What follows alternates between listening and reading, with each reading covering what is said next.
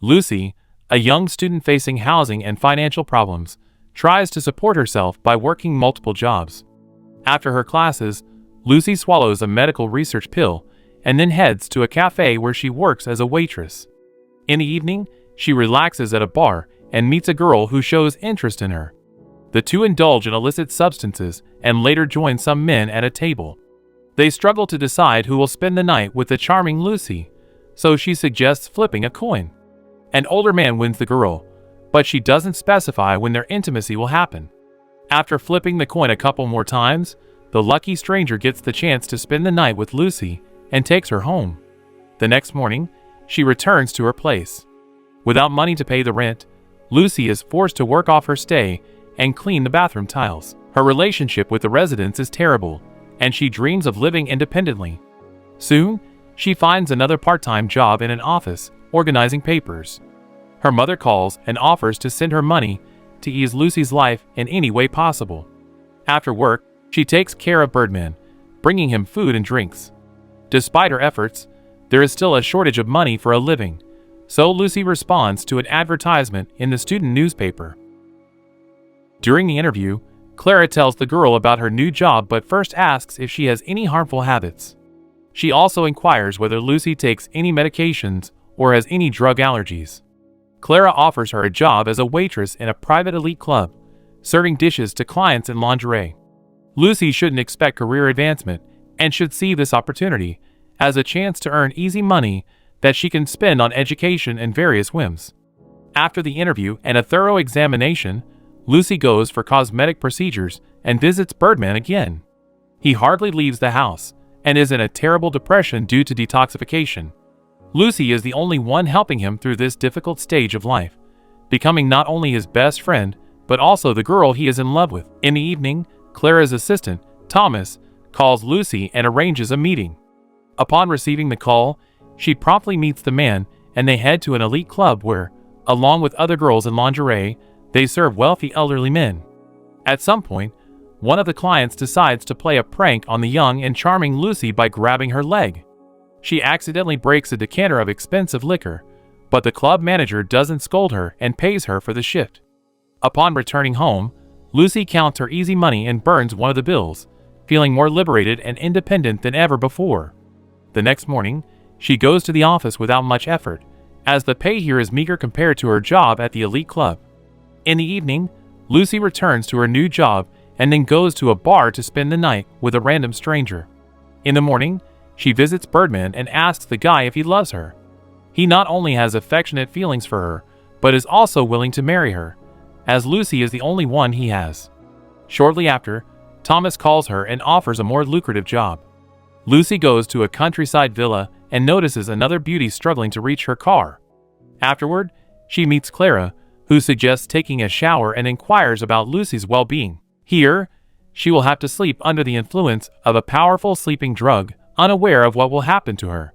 However, at the same time, the girl cannot worry about her honor because there are restrictions prohibiting penetration.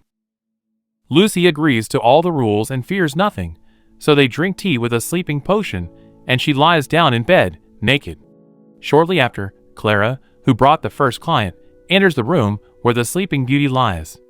The elderly man feels oppressed as his life used to be filled with vibrant events. Now they are distant memories, and he is broken both psychologically and morally. The only outlet for the elderly club member is the opportunity to spend a few hours in bed with a young and beautiful girl. As soon as Clara leaves, he undresses and joins Lucy in bed, wanting to fall asleep in the arms of the sleeping beauty. Several hours later, Lucy returns home and clashes with her neighbors again. They are tired of her and evict her, allowing her to stay for 2 more weeks. She has no intention of putting up with it and contacts a real estate agency to rent an expensive apartment with panoramic windows. At night, Lucy can't fall asleep as she feels rested from work and full of energy. For several weeks, Thomas is unresponsive, so Lucy calls him herself to ask for an additional encounter with the elderly representative from the elite club. Renting the new apartment comes at a high cost, so the girl works in the office again and swallows a medical research pill to earn some extra money. A couple of days later, Clara's assistant calls Lucy and informs her that he is waiting for her. The Sleeping Beauty awaits her next client in bed. However, he turns out to be less gallant and does whatever he pleases with her. The man realizes that the girl is defenseless and acts despicably towards her, even burning her body with a cigarette. There is no reaction, which only irritates the elderly man, as Lucy doesn't arouse him in the slightest. The next day, the girl runs away from the university during class because Birdman called her. He was feeling unwell and had overdosed on pills to numb the pain and suppress his overwhelming desire. Lucy shows care for her friend and lies down next to him in bed, but he dies in her embrace. A few days later, at the funeral, she encounters her ex-boyfriend and asks him if he loves her as much as before. The guy rejects Lucy's persistent advances since he is someone else and no longer needs her. After a few clients, the girl quits her part-time job in the office and buys a hidden miniature camera from an appliance store. She tests its functionality during her classes and returns home. On the way, Lucy notices a sleeping woman in the train and realizes how vulnerable she is. The girl feels the same vulnerability in the countryside villa and wants to know what exactly is happening to her. Sometime later, after her shift at the cafe, Lucy agrees to a colleague's offer to take some fun pills to relax and have a good time. The couple goes for a nighttime swim and enjoys themselves. In the morning, the girl wakes up in her apartment with the bartender in bed due to a phone call. Thomas informs her that he has already arrived and is waiting for her to head to the countryside house to meet the next client. She feels extremely unwell. Lucy experiences constant nausea, leading them to make stops and delays. Clara is concerned and personally meets the girl on the street. She sees that Lucy is not well and suggests taking a shower before drinking tea with a sleeping potion. Clara asks if everything is okay with Lucy, but she deceives the woman and claims to feel great. The girl also asks Clara to tell her what is done to her while she is asleep.